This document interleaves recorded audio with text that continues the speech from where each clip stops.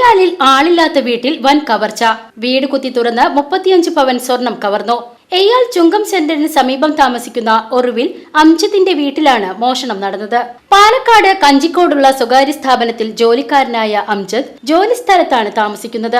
വീട്ടിലുണ്ടായിരുന്ന ഭാര്യ ഫാദിയ, മാതാവ് നഫീസ എന്നിവർ കഴിഞ്ഞ തിങ്കളാഴ്ച ബന്ധുവീടുകളിലേക്ക് പോയതായിരുന്നു. കഴിഞ്ഞ ദിവസം രാത്രി തിരിച്ചെത്തിയപ്പോഴാണ് മോഷണം നടന്ന വിവരം മനസ്സിലാക്കിയത്.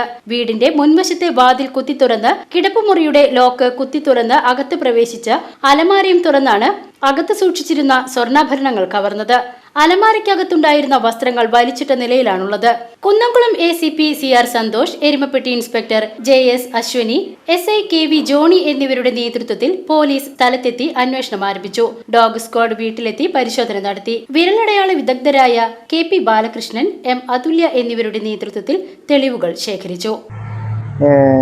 ഞാൻ ഇന്നലെ വൈകുന്നേരം 5:30 മണിയോടെ ഇവിടെ വന്നപ്പോഴാണ് എൻ്റെ വീട് അതിക്രമിച്ച് ആരോ വാതിൽ കുത്തിപ്പൊളിച്ച് വീടിൻ്റെ ഉള്ളിൽ എന്തോ മോഷണം നടത്തിയ രീതിയിൽ കിടക്കുന്നുണ്ടായിരുന്നു.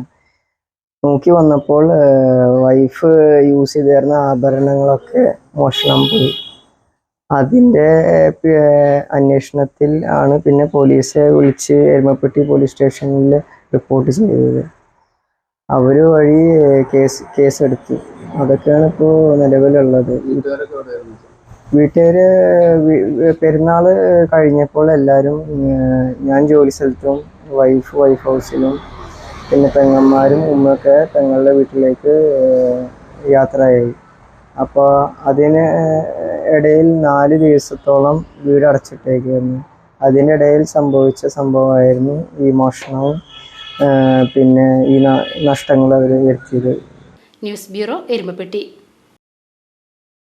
അഴകും ഫാഷനും ഒരുമിക്കുന്ന ഏറ്റവും പുതിയ കളക്ഷനുമായി Misba fancy and gold covering, bus സ്റ്റാൻഡിന് പിൻവശം, ഓട്ടുപാറ, വടക്കാഞ്ചേരി. ഫോൺ 8075 677 339 8590 630 709.